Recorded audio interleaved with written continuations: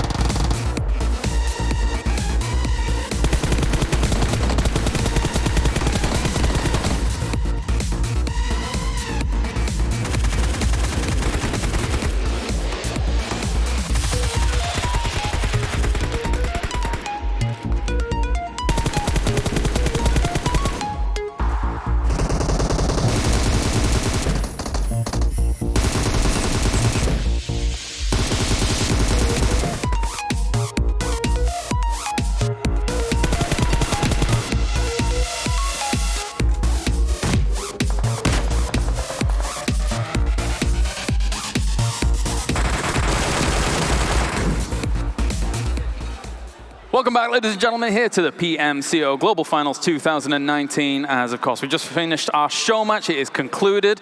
And for the ride, along with me, I have Mr. Alan Walker. How are you doing, my friend? I'm good. It's a true honor to be here. Thank you very much. It's a pleasure to have you here as well. So just before we get into all the questions, how did you enjoy playing the game over in Camp Bravo? That was super fun. It was really exciting, and I got 2 kills, so that was, it was really fun. I'll tell you something, it's more than most people got in that game, so well played, my friend. So we're going to start things off with talking about the collaboration that you guys have had with PUBG Mobile as well. What do you make of the collaboration? How did it come about? Because I'm sure everyone is kind of eager to find out this. Like the collaboration came apart, well, together a very long time ago, but first I think we were talking about just doing 1 song, and then suddenly it was 2 songs, and then, yeah, it's been a journey. It's been super cool. First On My Way, and now Live Fast. Yeah. It's I mean, the performance we had at the beginning of the show, very cool, very awesome to see. And actually, speaking about the performance, I wanted to ask you about how you enjoy the stage here, and it must be a little bit different to most of the stages you perform on, I guess. Well, going from festivals and clubs to this stage, it's of course very different, but I got to play the music that I love and music that I created and performing for a fantastic audience and for you guys at home watching. Are you happy with the success of the new song? Because I think it's really kind of taken off. I listen to it on Spotify and things like that, so are you happy with it? Well, On My Way has been doing really well, and now I got my fingers crossed for Live Fast with A$AP Rocky, and I think it's going to be really, really cool and really successful. Fantastic. So, all right, curveball question. So don't panic. It's going to be pretty easy, I think. Overall, of course, you've got like a lot of, I think, popular songs, to say the least. Let's call them popular songs. Like Lily, of course, The Spectre, etc. What's the song that's resonated with you the most when you've been kind of creating it? Has it kind of spoken to you most, or you've just enjoyed kind of crafting and putting together? I think that dates back all the way to maybe Fade, the one before Faded. That was the first one that really broke me through on the internet, and then later on became Faded. And since then, it's kind of just completely changed my life internally, and it's super fun, and it's like living in a dream. Yeah, it makes a lot of sense. It looks like it. It's pretty cool, especially I think the video for your new song as well, where you kind of sat on the buggy and driving around. Was the buggy fun? It looked kind of fun, I'll be honest. Super fun. Super fun. So what's next for Alan Walker? What's coming up for you along the way?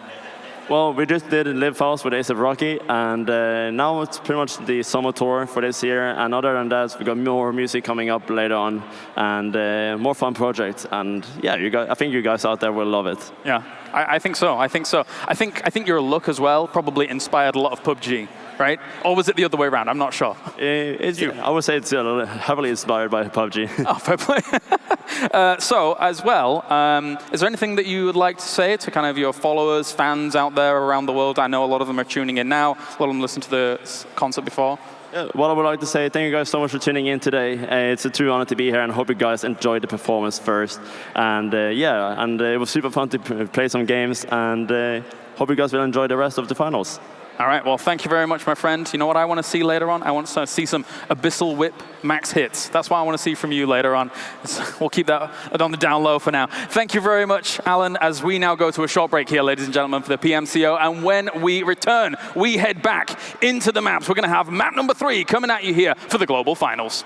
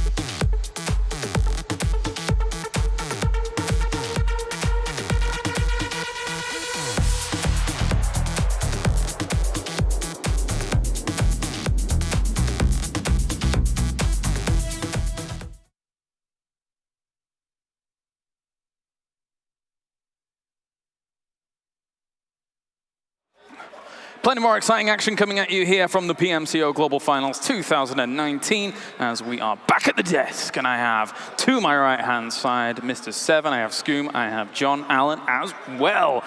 Gentlemen, we're now moving on. Our show match is done. We had a little interview. We got a little selfie from Frankie, who needed a little step ladder. That was interesting. And beyond all of that, though, now we're going on to Vikendi. So we've gone all the way from the desert. We're going back to some snow, some nice snow, a little bit colder.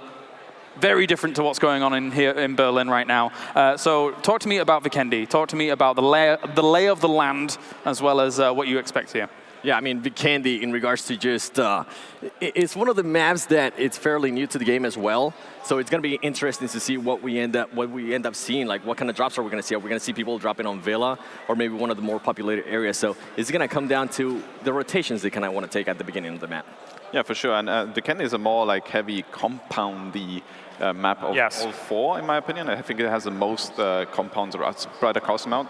There's a lot of cities, but it's a lot of compounds too. So I'm curious to see how these teams tackle through avoiding compounds or taking which ones would be the most priority. So I'm really curious to see how that goes. Yeah, this is the sort of map that you're moving through. As you move through the game, the compounds get less and less strong. So at the start of the game, it's great. You can have a position, you can move to a new compound, you can move, you can rotate on those lines. But towards the end of the game, they can actually be very, very tricky to play from, because more often than not, you're going to be pushed out by the circle, you're going to be zoned away, and exiting a compound, much, much harder than getting in.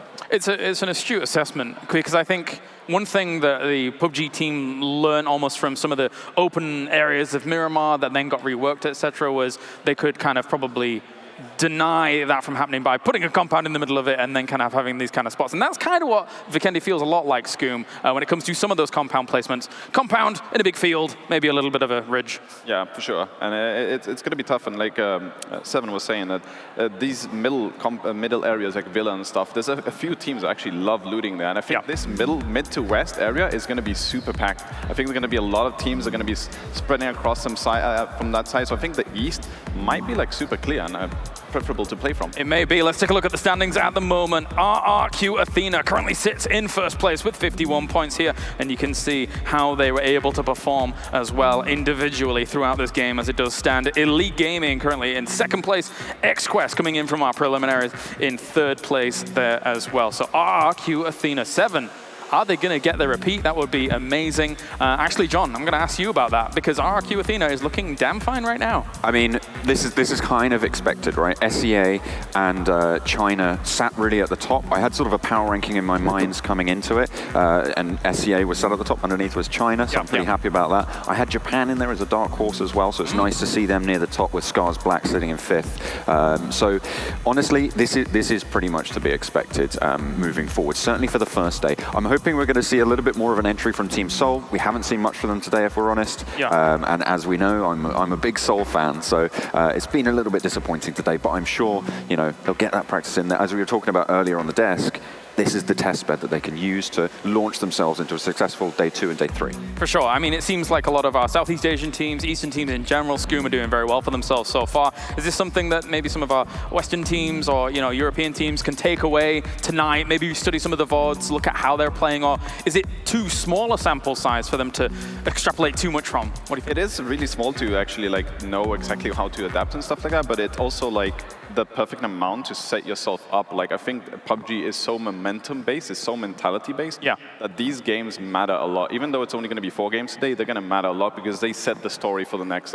Now that the fact that we have RRQ Athena, the #1 team, the reigning champions from last year, and the best team considered in this tournament, the fact that they're first and they have the momentum is going to be really tough for these teams to catch up on. Yeah, and people are definitely going to be gunning for them right now. They see them on the #1 spot. They know what they did in Dubai. They don't want them to go ahead and get a huge lead, because they know if they do that, they're going to get more comfortable, they're going to start playing it safe, and they're just going to end up getting the placing points. They're not going to be so worried about kills, and they're going to just end up racking up those points, and might even see a bigger lead from them. And as we mentioned before, those placement points, they're going to be eventually making up around 70% of your overall points at the end of the tournament, potentially, if you're doing well for yourself. Now, when it comes to Vikendi, obviously, Scoom was mentioning that, maybe the East is a little bit more barren when it comes to teams dropping, and it does make a lot of sense. There is that river divide. A little bit of it is frozen over, John, but overall, the majority of the landmass is in the west, up towards, just all of the snowy kind of area over there. So, yeah, better place. There's a couple of places in the east you can go. I mean, particularly Cosmodrome. That's sometimes quite a popular place to drop.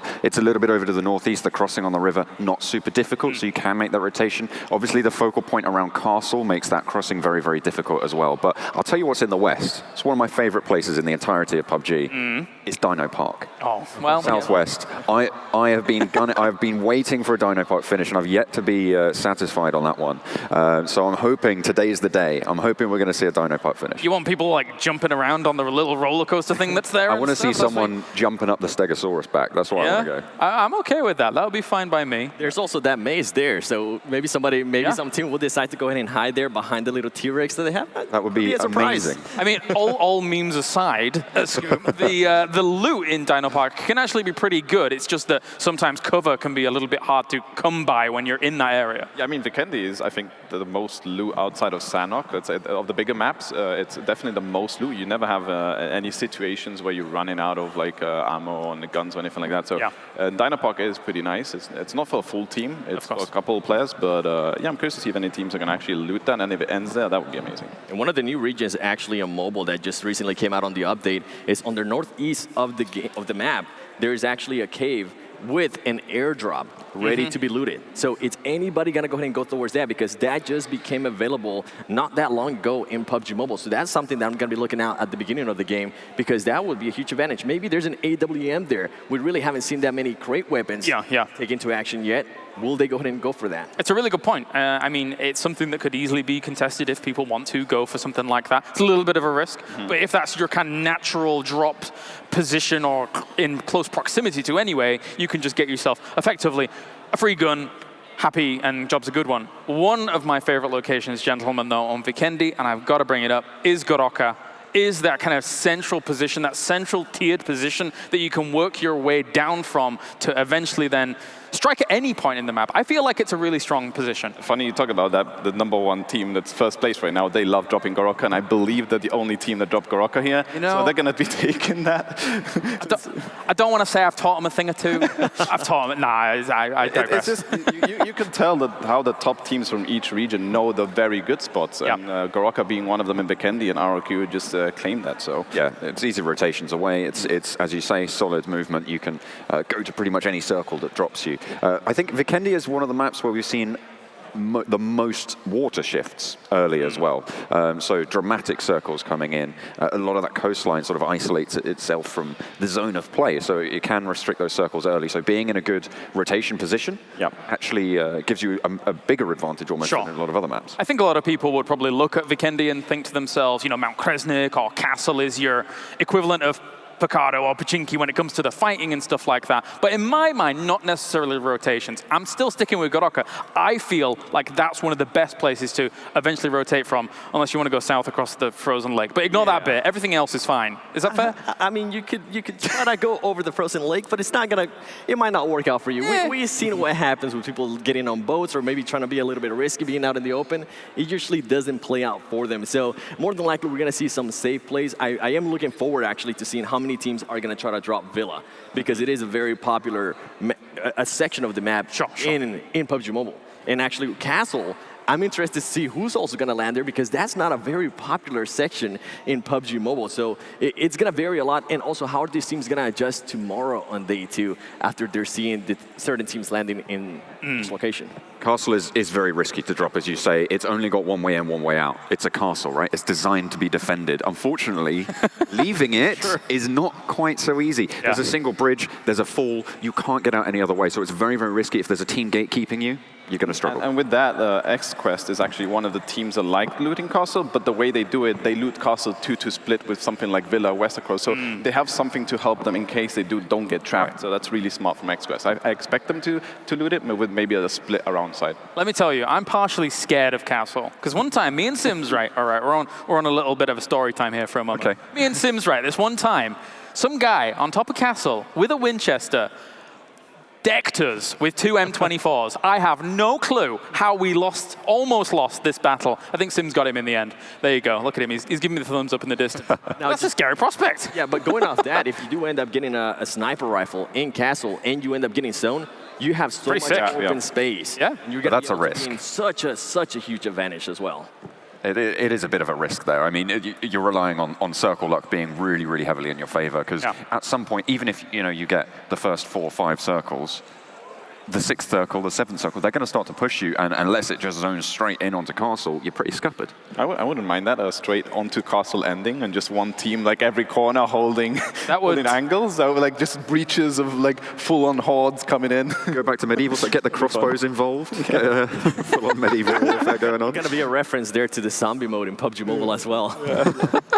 I like it a lot. And of course, here we're just waiting for all of our teams to get fully ready and good to go. So whilst we are in this spot, which teams do you think are going to be able to prevail on Vikendi? Obviously, you were mentioning that RRQ Athena drops over in Goroka. That might be your pick. What are your thoughts? Yeah, I mean, I have to go with them. They have the momentum right now. They have Goroka. I don't think anyone will drop them. Even if they were not on top of the leaderboard, I don't think that anyone would drop on them. So they definitely have this edge in the best spot in Vikendi with the momentum behind them. And for mine, I think it's going to be X-Quest. I want to see how they go ahead and come out in this map. I know they're probably not happy with what they've done so far. I'm pretty sure they want to go ahead and continue getting wins. Yeah. When they didn't get the actual first place in prelims, they were not happy about that. So it's one of those teams that is wanting to be first all the time. And another one, actually, John, is Team Seoul. How are they going to come out now? Well, yeah, I mean, fair enough. As I was saying before, we haven't seen too much from Team Seoul so far. I'm hoping that this can change. I'm hoping that they'll be able to pick it up over on Vikendi, because as we saw throughout the group stages, the Indian region favored a compound style of play. They adapted and became very adept at playing on that terrain style and using that and rotating with cover, but they really grew up on that compound style of play, and we know Vikendi is heavily in that favor, so I'm hoping they're going to be able to draw on that experience, draw on that strength, and put it forwards. But I'm also going to give a shout to Space Station Gaming, who I think they're an outsider coming into this one. Against RRQ, against X-Quest. It's going to be tricky, but I know we've got a lot of NA people watching, and they're going to be rooting for them. And I'm a sucker for a crowd. What can I say? I know I am. It does seem like we are already, even here in day one, establishing kind of a top tier. The same names keep coming up here at the desk with RRQ Athena, with X-Quest, etc. Purple Mood is another name that's kind of up there in terms of the point gains overall when being able to place continuously through our first 2 games, and of course they'll be looking to continue that into our 3rd game here. You just saw the overall kill leaders, Ernie at the top there with that 9 kills that he was able to acquire. I think that was entirely on Miramar. It was. I think so, yeah. I believe it was. And that play that we were able to break down, just an absolute insane play, goes to show his skill, being able to kill somebody with just barely their head showing. That's incredible to me. Yeah. You talked about earlier the percentage of kill points that comes in to your score at the end of it. At the moment, RRQ are sat on 33 placement points and 18 kill points. That's over 50% of kills right there. It just shows you how dominant in fights they are being at the moment. And it's a similar story when you go one step down to Elite. They're on 35 placement points with 14 kills. So in fact, they have more placement points in the bank, but they're a little bit lower on kills. But that's still, again, almost 50%. So it's a huge, huge bonus having those kill points on board. And that's sort of what's setting them apart at the moment from the rest of the pack. You need to be good at both. You need to be good at placement, getting placements in, and getting kills. That's what makes a good team into an elite team. That makes you the #1. So teams that are doing that are the ones that are just going to be going ahead and ahead in the rankings. This is the global finals, right? You need to be the best. Elite team, we've got one of those here. They came 3rd in our previous... What are you laughing at me for? Was that not smooth? No, I'm just saying. I'm over here just thinking about RRQ Athena and that game in Miramar. Honestly, being able to get first place and just going off about what you're saying, kills as well. They're being able to go ahead and just kind of get in a mood here, trying to get in a groove. Are they going to be able to go ahead and continue that? So I'm just imagining what the next game is going to be like with RRQ and Athena. But you watching at home right now, let us know in the comments. Who do you think is going to go ahead and win this next match in Vikendi? Yeah, it's very important. And also, don't forget as well, you can vote at home on Twitter as to who you believe is not only the MVP player, but also who is the MVP team. So you need to use the hashtag teamname _ PMCO or the player name _PMCO with the hashtag, of course. So make sure to join in on all the conversations over on Twitter, as you can also include @PUBG Mobile, and whilst doing that as well. So thank you very much, gentlemen. It is now time to get into game number 3 here for day 1, as we're going to be heading over to Vikendi. It's time to put those snow boots on, of course, as this tournament proudly brought to you in part by Nex, the official phone here of the PMCO Global Finals 2019. It's round number 3. Let's get into things as Sims and Pansy take you to Vikendi.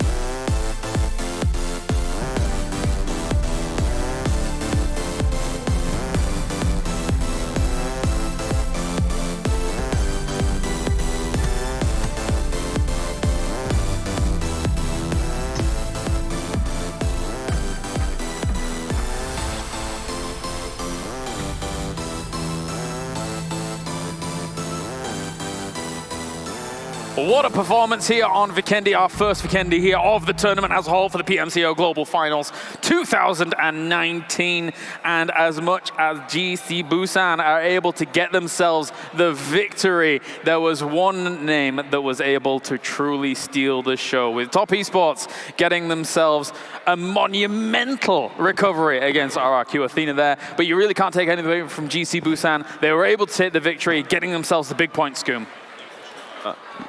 They performed pretty well there at the end. I mean, it was going to be the RQ show. I was talking to Simon. I was like looking at him. I was like, okay, they've probably run away with the tournament now. And then suddenly that one before out of nowhere, I was like, okay, never mind. We still have other teams here with the chance. But yeah, what a game. That might just be the play of the tournament. Yes, it's gonna take a lot to top that off. That made me just jump off my seat and start screaming like I was 5-year-old at Christmas. Absolutely. I mean, it's very rare you see 1v4s. Never mind it being very rare that you see a 1v4 in a tournament game. Never mind, John, you see a 1v4 at a global finals. Such impressive stuff. Not only is it a 1v4, it's a 1v4 against the best team in this tournament right now, according to the standings. Before that game, certainly. That's absolutely insane. I was popping off in the crowd there. I wouldn't be surprised if you heard me through the commentators' mics. I think a lot of us were shouting. I'm going to be honest. I think a lot of us were like, wow, this is crazy. It was insane. But he was like Neo. Like, he was moving around and he didn't even have to dodge the bullets. He just stopped them with his mind and just executed RRQ that way. Jumped back into the blue there for a moment towards that very last kill, but I mean, it still wasn't enough to take him down. He was just so impressive. He played that so perfect too. He kept moving around. He made sure he knocked somebody, moved to the other side of the door, knocked somebody, moved to the other side of the door, and as you say, he did go into the blue. He wasn't scared to get a little bit of damage from that. He knew what he was doing, and it worked out perfect. RQ Athena, I think they went in there thinking, oh, this is going to be easy. We're going to be able to get them. One guy goes down. They're like, okay, don't worry about it. Two guys goes down. Three guys goes down. And all of a sudden, we're just screaming because he got a 1v4. That is by far the most insane play I think I've ever seen. It's going to be hard to top it, Scoom. Yeah, it is going to be hard to top. And I think it's RQ. They got over eager there, for sure, on that side. They got super confident that they were wiping them. They were picking them apart. And it's just going to be the last one alive, but just incredible. That smoke play as well to start it all off. That smoke made them not know which side he was on, got those 2 early knocks, and that just made the play for him. Surely if you know it's maybe like one body left and stuff like that, you want to be kind of going in there like a SWAT team, actually flushing him out instead of kind of trickling in how they did, surely. You never want to be going 1-by-1, and if he has a smoke that he did initially, you want to wait out the smoke. You have the time, you had the circle, you didn't need to rush into like that they did. They could have taken that time and then rush in once it's completely cleared out. Yeah, and if they were going to go ahead and rush in, just rush in all at once. Don't go in one by one. I mean, it is a doorway. It's kind of sometimes tough because if the first guy gets knocked, he blocks the doorway in a way, so it's kind of tough to get all in. I've had that situation myself in the past, and it can be annoying if the first guy gets knocked. Well, let's talk about some of the other situations that were going down while the highlights are playing here in the background as well. And one of the fights that I really want to talk to you guys about was Scars going up against BRK and then Biggie eventually joining on. Do you feel like Scars should have made a bit of a move earlier against BRK, considering the position that they were in? Surely, if they had done, then it would have been much easier to greet Biggitron, who eventually wiped them. Yeah, they did initially want to do that, but the issue was in that situation, it was PLM, Purple Mood. They were actually on the east side firing down. So when they wanted to make that flank play that we did see one of the Scars player go around, he got shot. So I think that's what made him fall back, because they didn't want to get third party. They didn't want to lose players. They probably had a good safe spot. That ended up costing them because they got themselves third party and pushed later on. Yeah, and as soon as they heard those shots, like you mentioned, they decided, you know what, we're not even going to move. And I think they were still focused on BRK, that didn't even realize that there was a car coming full of guys about to hunt them down. And it was all over for them there. Yeah, it was just a pretty tricky situation to deal with all round. So unfortunately, they did bite the bullet on that one. So, you know, maybe they'll be able to pick that one up for their future Vikendi maps, for their future just maps in general. Of course, it is just one of many. Definitely so. And then when we got to our circle shift 4-5, that's when I started really sweating, because that was when you had so much water in the middle of the circle. You have to make the decision, where are you going to go? For teams like Team Queso, I liked what they were trying to do, staying near the bridge, maybe even staying near a boat that was kind of their desperation tactic. You need to have options, surely, in those moments. Yeah, for sure. And we talked about in the desk that the west side was going to be super packed, and we saw it right there. There was only like 2 teams on the east, which was Team Queso and another one. And then RIQ actually acknowledged that, and you saw that rotation with PLM as well, coming all around to the east side. And then it did shrink like 4 or 5 times north, though, which was a bit extreme. There was a lot of yoinks going north, but you saw those experienced teams knowing how to rotate out of that. Yeah, and that was actually surprising in regards to joints. That's pretty much what I was going to mention. Yeah. There was so much third party. It was insane. I think SSG at one point also, they started getting third party. They actually lost those 2 kills. They were able to knock down 3 players, but they were not able to confirm 2 of those 3 kills, which in this kind of tournament, you need to start confirming those kills, especially at that point. You're down 2 players. SSG is not more than likely, percentage-wise, they're not going to be able to make it all the way at the end. So you want to see those confirmed kills. Yeah. Something as well that we saw during that map was the prevalence actually of the micro Uzi coming in a lot of close range fights. It's much better in those compounds, certainly in Vikendi as well, because of the prevalence of compounds. You play up close a little bit more. The micro Uzi, you can get those shots off so fast. It's absolutely insane, just pumping out the 9mm. And at the close range, that does enough damage. It makes it work. I'm going to be honest, it used to be the only thing I could pick up on Vikendi for a long time. But, you know, times have changed. Let's take a look at some of the MVPs here for our game number 3 when it comes to Vikendi as a whole, as our dream team. Once again, it's been crafted. And, of course, who can take it away from him? KKSKR up towards the top there, getting himself that first place and absolutely massively deserved performance. Arguably play of the tournament so far. It might put him in contention for MVP voting, as the public is currently voting for him there. And also members from Nova, as well as XQuest and GC Busan as well. So a good lineup there, 7, to make the MVP lineup. Yeah, a definitely good lineup. And I mean, he had to be first. If he wouldn't have been first, it would have been insane to me. I'd say rigged at that point. Exactly. I think you're going to see those hashtags every game. Whoever's the MVP is going to get the hashtag after the game. It's easy votes, I would imagine. So. Yeah. It would make a lot of sense. It was very impressive play. Beyond that, what else did anybody take away from Vikendi here? Was there anything that really kind of stood out as a glaring issue or something like that for some of the teams? I'll be honest with you. I had all my thoughts in my head, and then he got a 1v4 kill, and everything just dropped out of my mind. I just went insane. But no, I think in general, we did see compounds play a little bit more heavily of a role coming forwards, which is expected. It's Vikendi. That's what you do. Rotations, as you were saying, pretty tricky towards those middle circles around the water, trying to take control there, which meant that there was a lot of dead ground that a lot of teams had to try and go through, and that's never an easy choice to make. I mean, something to talk about that before on the desk, so you're saying that Castle is a good hold, but once it shrunk away, Elite Gaming had Castle for a long time, and it shrunk away from them, and that created chaos for them. They had that good compound. Once the shrink happened, they just lost players, lost team fights because they lost that good. It was just open ground after Castle. So maybe next time, like, adapt a bit. Maybe not everyone be stuck in Castle. Have a split so you can control the river, so you can easily cross. I mean, we briefly took a look at some of their perspectives whilst they were in Castle, and it has amazing sight lines across the entire area around it, but it kind of acts exactly the same way we've talked about cities. If you go in, you better be damn sure that it's ending there. Yeah, and that's something that we even talked before the game started. We said, if they end up in Castle, good, but as soon as they lose the zone, it's going to be over for them. There's just so much open space. Yeah, it depends on the direction. Obviously, you have to rotate away from Castle. There's 3 bridges that lead away, but you have to go one way, so that bridge is going to be guarded, certainly, on one side. And it's just so tricky to move away from. So I think we've hammered that home. Castle is difficult to play, guys. Can be. Let's take a look at some of the MVP voting that has been going on in the Twitterverse, in the world of Twitter. As of course, let's take a look and see what's going on. What a surprise! Hey, there we go. All up towards the top there with 70%. That's insane. You know, everybody's been doing some sick plays here and there and everything like that, but it doesn't matter because Team Soul is probably going to win. Very impressive stuff, John.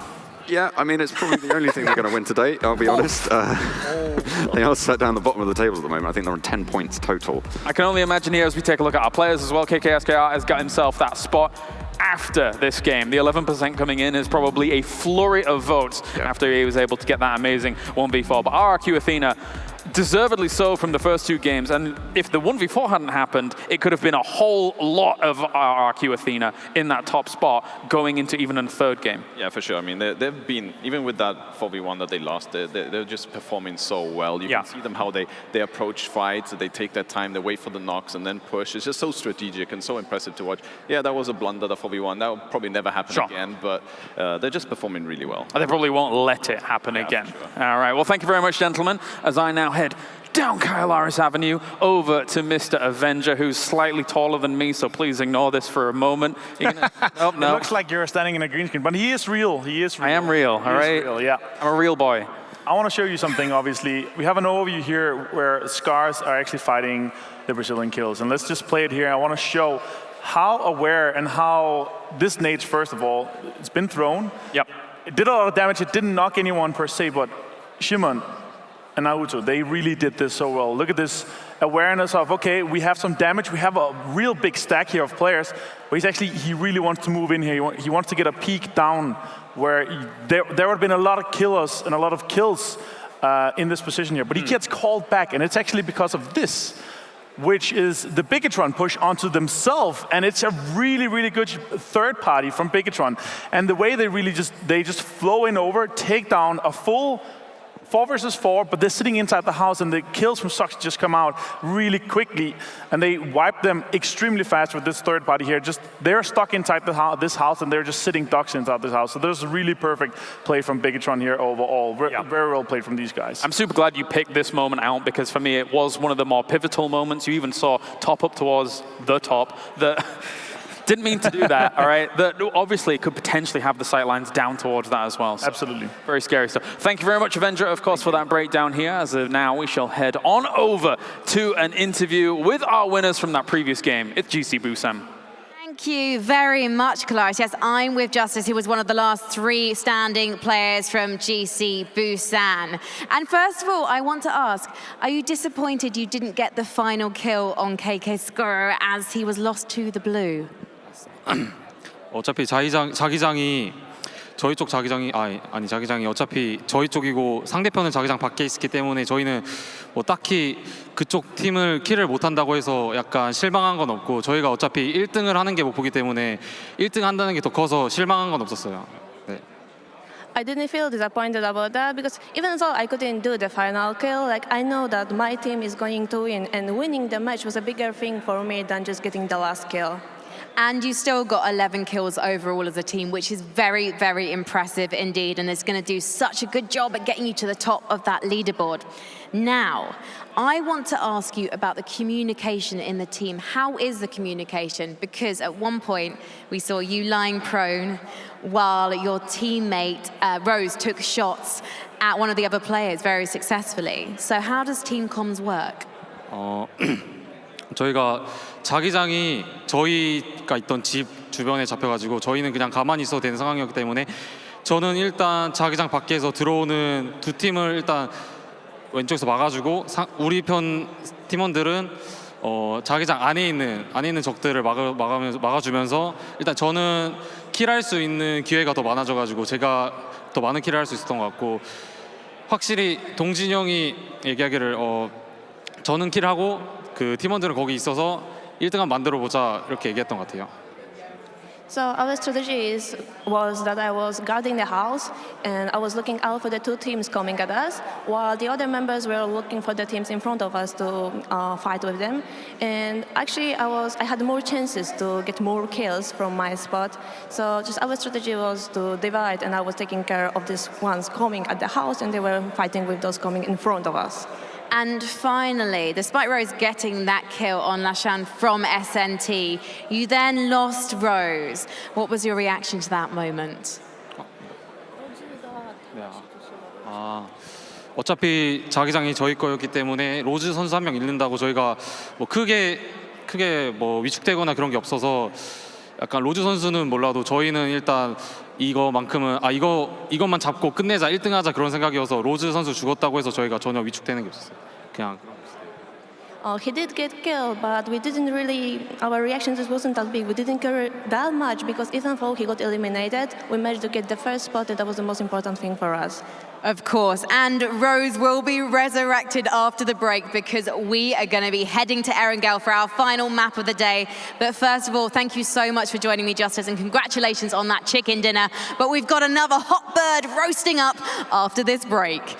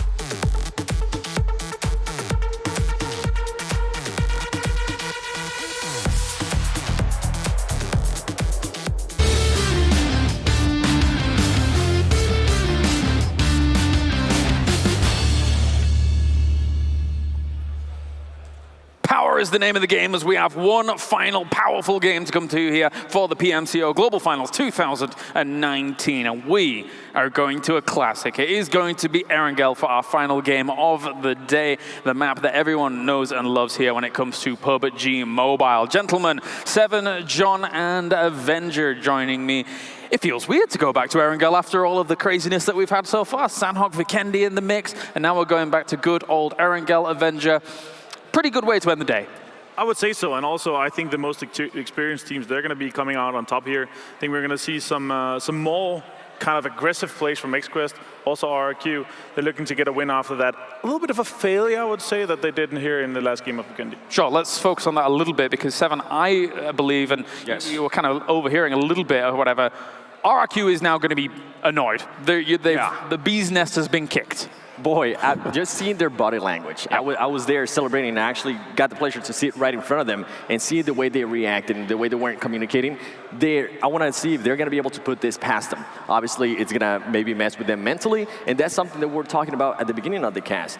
How are these players and this team is going to be able to do if something doesn't go their way?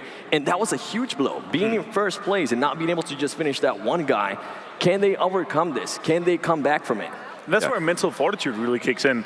You need to be able to shake that off. Every game, go, reset. Even though you had a tilt, this could be very tilting for these guys. Shake it off, go out, reset. You have 5 minutes off between the games, go back, and then next game, focus on that one. It might be a huge defeat. They did get a decent placement. They did get some kills to it as well. So this is just a decent game. But yes, they definitely wanted to win that one. And not only that, that's going to be a little bit of a blow to their points tally, because if they'd have been able to win that duel, they more than likely would have been able to face down GC Busan. They're missing out on 11 points by finishing third instead of first there. Yeah. And that's going to put them within striking distance of the teams below them, specifically XQuest F. And with the win, GC Busan, who are sat about 11 points behind, I think it's about 13 points behind at the moment. So that's going to be able to close the gap a little bit that way. Whereas where they wanted to be was safe and sound with a 20-point buffer at the end of the day. That's where you want to be sat, right? See how that's going to pan out for them. Is that going to tilt them? Yep. And in a different way, how are the other teams going to be able to take advantage of that, right? Yeah. They're not able to, as you say, they're not able to get those extra 11 points. How are the other teams going to react that are currently in second place, third place? Are they going to go ahead and take advantage? Maybe go ahead and try to go after them early in the game? What's going to happen here? I'm actually just super excited to see what's going to happen in match 4. Does Erangel present those opportunities? I mean, again, it is the most well-versed of the maps when it comes to, the battlegrounds even, I should say, here at Avenger when we take a look at things. Here are the total points, though. We can talk about that in a few moments' time. RRQ Athena, of course, still up at the top. XQuest with that second place at the moment with the 62 points that they have currently accrued. So in our top 5, anything that really surprises you? Is the GC Busan jump something that's kind of sticking out to you, or what do you think? I see that as just sort of a win, catapulting them up temporarily. Of course, we are only 4 maps in, so 30 points has a massive impact on the standings. That's almost half of their current score. Yeah. Yeah, so, and I mean, I know at the beginning of the day we said take it slightly, but now it's time to actually just pump it up a little bit more. And now we're seeing Space Station Gaming there in 7th place. Great placement, but I want it to be a little bit higher. A little bit of bias. I want it to be closer to the top going into day 2. I want them to go ahead and start high. They're doing their best. Yeah. I also think 7's not bad. Bigitron was in 6th place, and I feel a little bit sorry for them in the sense that it feels like almost every single game they're eventually running up against RRQ Athena from their same region, going up against them. RRQ Athena is always getting kind of the upper end of the big brother in those fights usually, right? And also, imagine, guys, if obviously RRQ Athena, they have a 12-point lead right now. If they have a good game here to end with, RRQ Athena ending their first day on top, that would be extreme. That would be so scary going into day 2. They will have so much momentum. So if they shake this kind of the last defeat off them and go into the last game and really get a good game going, they can have a 20-point, 30-point buffer to second place. They're going to be so scary looking into second day. And if history repeats itself, we know that RRQ Athena, if they actually take a nice lead, they will take full advantage of that. Yeah. They will make sure it's even a bigger lead after day 2. So that's why I was saying earlier, it was such a big thing for them to go ahead and just lose that game. For other teams, if they would have won that, they would have more than likely won that game, to be honest. Well, Dubai was a big example of that, right? Yeah, and pretty much basing it off of that, they had a good lead after day 1, and they just didn't stop. They just kept going. This is the thing. They are maintaining an average. I think at the moment, it's 24.57 is their average per map. So being at that stage, what I talked about at the start of the broadcast is you want to be hitting those 20-point averages to be towards the top of the table. We're seeing 3 teams beating that at the moment. It's them, XQuest F, and GC Busan at the moment. But they are head and shoulders above them. They're almost 5 points in the lead per map. So talk to me about Erangel, our final map of the day here, Avenger. What have you kind of extrapolated from what you've been watching from the prelims and regionals as to who you think might be able to do well here? What's your thoughts? Absolutely. I mean, on top of this, there's the map knowledge of these players. They know Erangel the best. So I expect a lot more kind of careful rotations. I see a lot more third party coming in. I'm also curious, what are the loot spots going to be? Are we going to see any contests? Because I think there's going to be some teams that really want to make sure they have some of these loot spots. Yes, first circle will have a longer time. We're going to see maybe some teams drop on the edge, take a car, even go even further away, depending on the plane as well. And for teams that actually land right next to each other, for example, just Naya, are they going to go ahead and try to battle it out? Yeah. Or are they going to maybe just get one knock and back off? Which we have seen that before in prelims and also in regions. We've seen people just getting one knock and saying, you know what, let's not go ahead and continue with that fight. It's too early in the game. We don't want to risk it, maybe lose one player. Erangel is maybe the map that you do not want to go ahead and lose anybody. We're talking about Sandhawk. It might benefit you if you lose somebody at the beginning, but Erangel, you want to have your whole squad at the end. Yeah, you need it. Every position pretty much in Erangel is designed for 4 people to hold, right? Sure. It's so important to have that structure.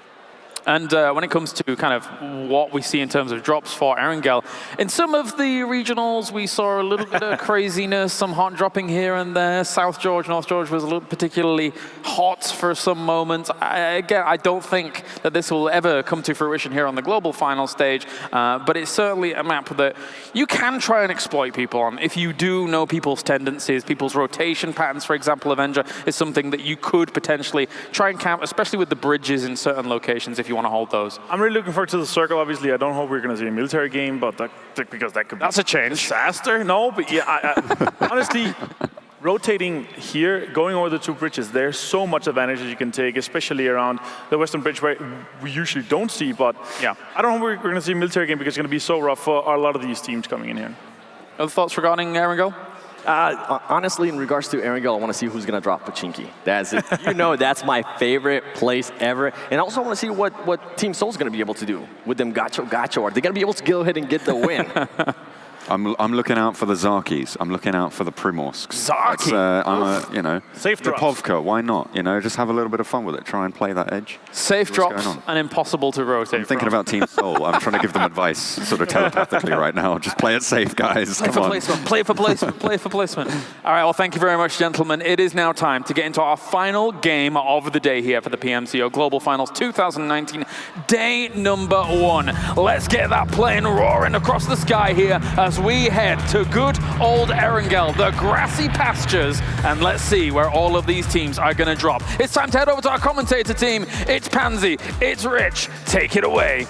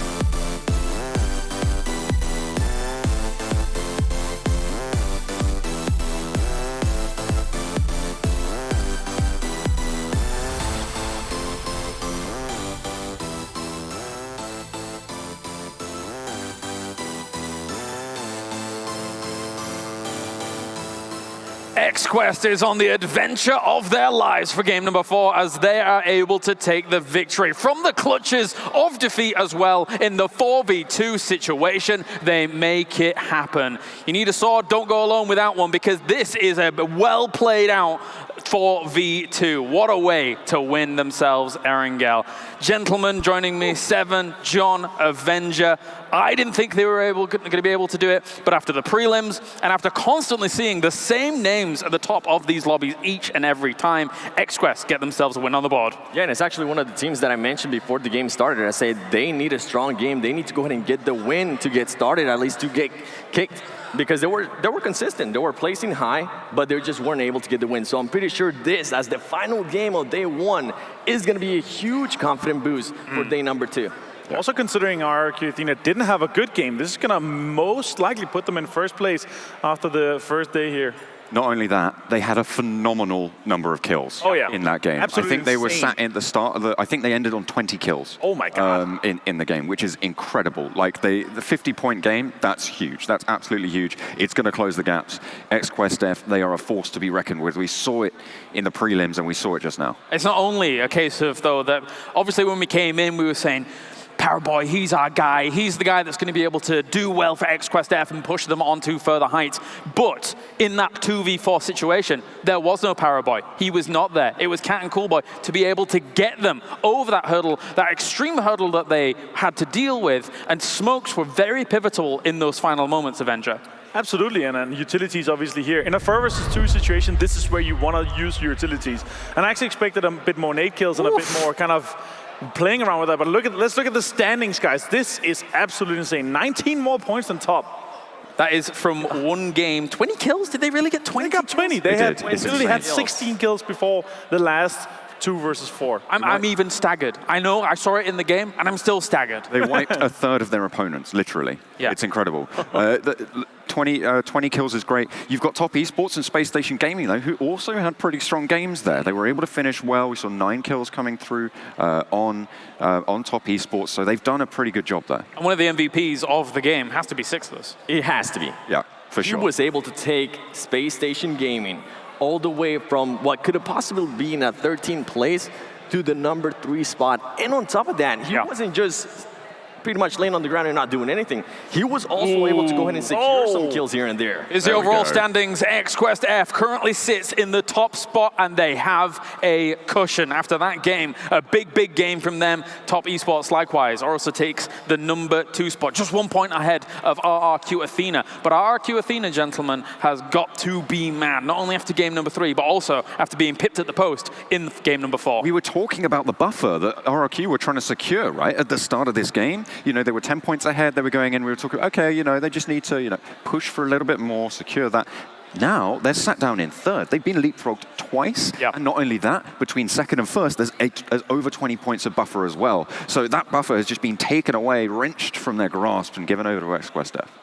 It's got to feel extremely good and vindicating for X-Quest F to have been in prelims to now be as strong in day number 1 as they have been so far. 39 kills so far today. Oof. More than half of the kills from one game. Of course, we are only 25% through the game so far. We have a lot more games coming. We have 12 more games coming, but this is a really good cushion.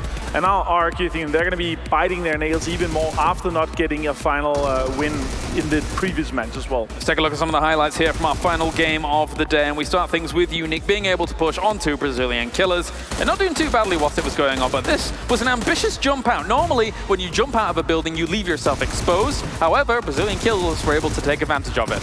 Yeah, and I think at that point, Midtech just knew he needed to at least try to get something for his team. Yeah. He's a very aggressive player, so it doesn't surprise me that he went ahead and did that, even with an M16 going for that kill. Are any of you Harry Potter fans? Absolutely not. So in Harry Potter, there's a thing called a chocolate frog, and the charm that bewitches them is said to have 1 good jump in it every time. It seems like Team Unique are the chocolate frogs right now. They have 1 good fight in them, and then it seems like they fall off just a little bit. Per game. That's what I'm talking about, right? They go, they drop into the game, they have their jump, and then they just seem to not be able. They're just hopping along. It feels like maybe they're over-investing into things like using utility early, using those meds early, using everything else early, and devastating their armor and their strength for later in the game. Yeah, and just from the highlights right here, we just see XQuest just destroying everybody. At one point, they were sandwiched by 2 other teams, and they were able to survive that and come out with the win.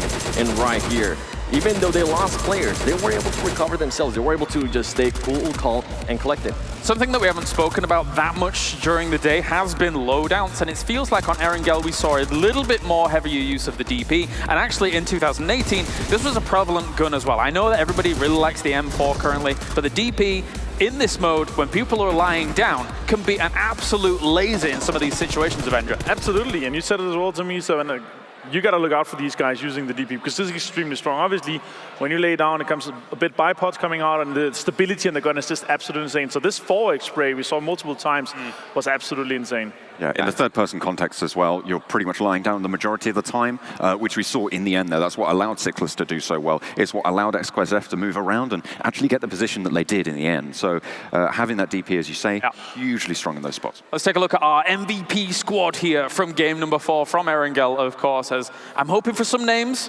Oh, and we get pretty much all the names I kind of wanted, actually. I'm surprised Paraboy was able to make his appearance in there from Cowboy and Cat being able to take the top spots, but it's all XQuest and Sickless. Well done. He had to be there. For what he was able to do for his team. And not only that, they were able to go ahead and move from 7th place, which I was kind of happy about, to 5th place, which I'm even happier about, for them to just be able to go ahead and continue moving forward on day 1. I mean, there has been some teams that have been extreme killers relative to some of the other ones. Obviously, we saw that in prelims. Some teams were focusing heavily on placement. XQuest, though, is a team that I think I think it was Scoom that was on the desk before saying that you have to be good at both. And right now, XQuest certainly seems to be good, very good at both. Absolutely, and both Coolboy and Paraboy both have 11 kills so far after only 4 games. That's absolutely insane. Nutty. 22 kills on those 2 guys alone. That's insane. We normally talk about if you can get a 1-to-1 ratio, that's decent enough. Absolutely. That's much higher than that. For sure. It is insane. It's actually unheard of. And just especially going on Paraboy, for everybody that's tuning in that might have not been able to see the intro to the live stream, he only plays with 2 thumbs. Yeah. That is unheard of, to be able to kind of put that performance in a professional tournament. Yeah. He has to be the best thumb player only. He has to be. 100%. Well, he's no doubt. not only that, he has to be one of the best players as well. Yeah, on top of that. It's not even limited by his thumbs. He transcends the thumb. The 5th digit is not his limit. I'm looking forward. Is he going to be able to move forward to Claw and start being able to put more inputs? If he did that, oh my gosh. And if he transitioned really well, he would become even a better player. Yeah, terrifying, potentially. Yeah. Of course, let's take a look at our MVP votings that have happened so far as well, not only for our players, but also our teams. I can only imagine Team Soul is probably doing very well in terms of the team, and we do, yes, what a surprise, 66%. Catching up. Yeah, actually, a 4% difference has now occurred whilst all of this has been going on, but I think this is going to be the running theme throughout the day. Soul, by the way, came 5th in that game. So they actually did pretty well. They did. I was pretty happy about that one. Yeah. Ronaka was able to out-heal the zone, just trying to chill on out. Eventually did get found out, but no, that's fair enough. I told them to play safe. They did that. They were able to get very late into the game. 5th place, nothing to sniff at. I think what's actually very important from that MVP voting for the team so far is that if you look at 1 through 4, you see 66%, and then number 4 was in 2%. So this is how much Soul is just dominating everything. And I love, in general, I love fan support. Especially we hear here in the arena when they do good, we hear them cheer. And I think that they need to continue this, need to continue cheering them on, both obviously in the chat, but also here. Yeah. Well, let's take a look at the player support as well when it comes to our MVP player. And we did, who was up at the top? RRQ obviously was 69, as well as D2E getting themselves the placement. And actually, this has extended into even more of a lead for RRQ Athena because KK Skr was up towards, you like that? Had 11%, and now he's fallen down to 2%. So it's kind of all getting a bit crazy there too. Yeah, and it might even continue just throughout the day. G9 and also Ernie, if they can put up performances like 9 kills in just 1 game alone, that's nutty. Yeah. You want to go ahead and continue to see that, and more than likely, if they do, they're going to just end up with the MVP overall. Very much so. Well, gentlemen, thank you very much, as I'm going to now make my little walk down Kylaris Avenue. Once again, it's right that way. So if you follow me, I can head over to Scoom. My friend, Erangel, we had an interesting end south of Lumbermill to get things going. Yeah, it was very interesting. And one thing I want to point out is just a rotation, something that was not talked about. I mean, there was a lot of nice team fights, a lot of like clutches from sixes and stuff like that. But something I want to touch on is PLM right here. They were at the very like almost center of the circle, north of Shelter. And instead of some teams here would probably be like, oh, the circle's shrunk far east, I'm going to stay edge, I'm going to play safe. But something that I'm really like happy that they did, it was that they completely just sent it down to the compound where Nova was. And a lot of teams kind of don't want to do this because it's high risk and sometimes little reward. But having this compound right here is very crucial because it's so open around, and you can have easy access to the middle of the hill. So they decided not to go stay on the edge and just crash this compound. And you can see how that ended up happening. They ended up taking the compound. Unfortunately, it didn't really go their way.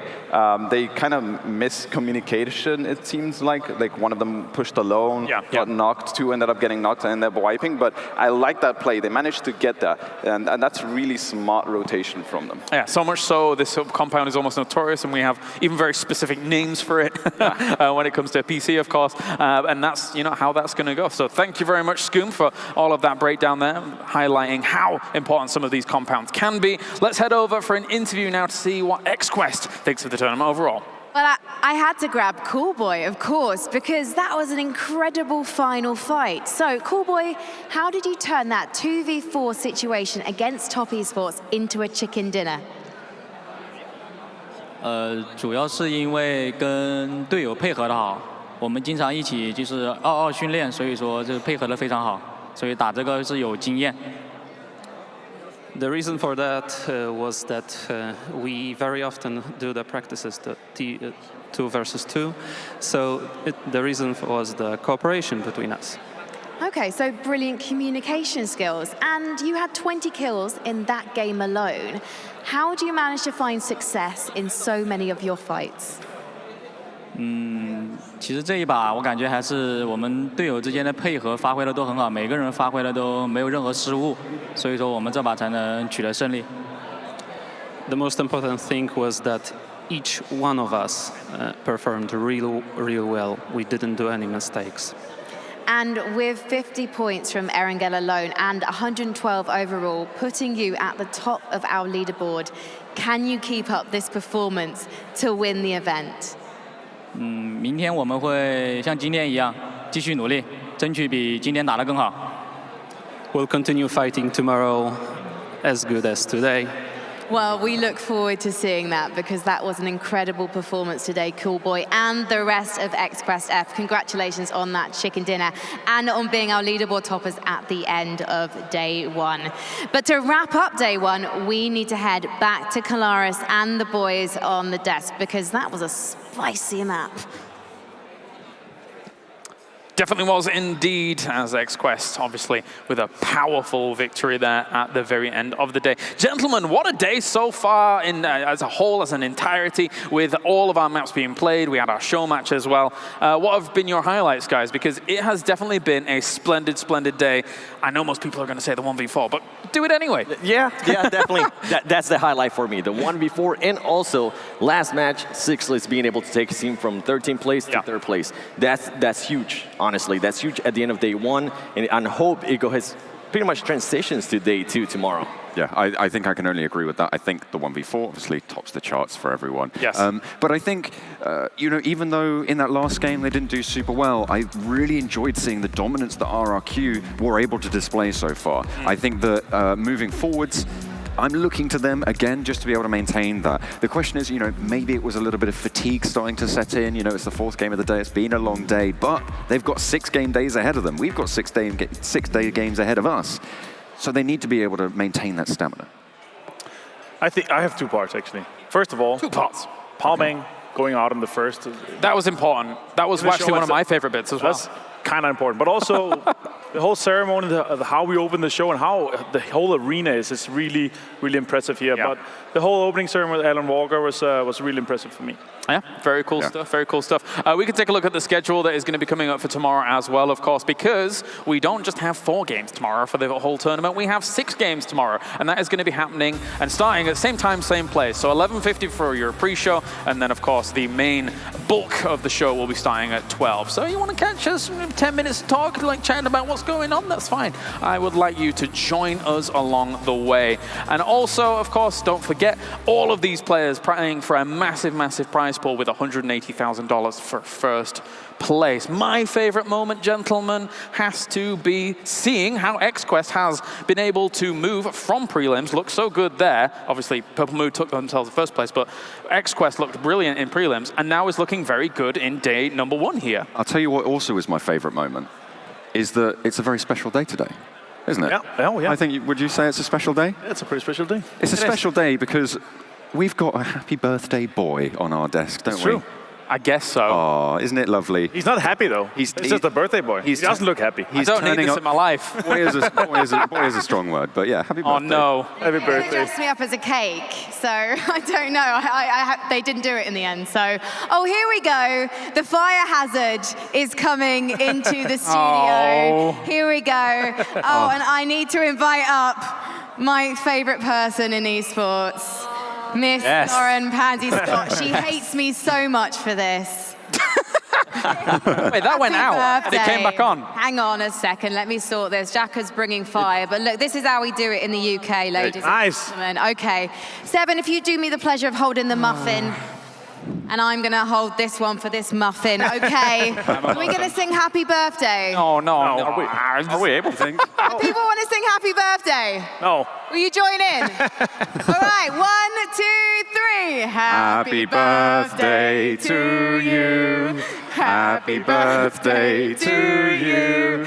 Happy birthday, dear Caloris and Pansy. Happy birthday to you. Yay! There you go. Are you happy? Oh, I'm ecstatic. Yes, she is. And with that, ladies and gentlemen, thank you so much for watching day 1 of the PUBG Mobile Club Open Spring Split Global Finals 2019. We'll be back tomorrow, and this guy will be taking over the reins.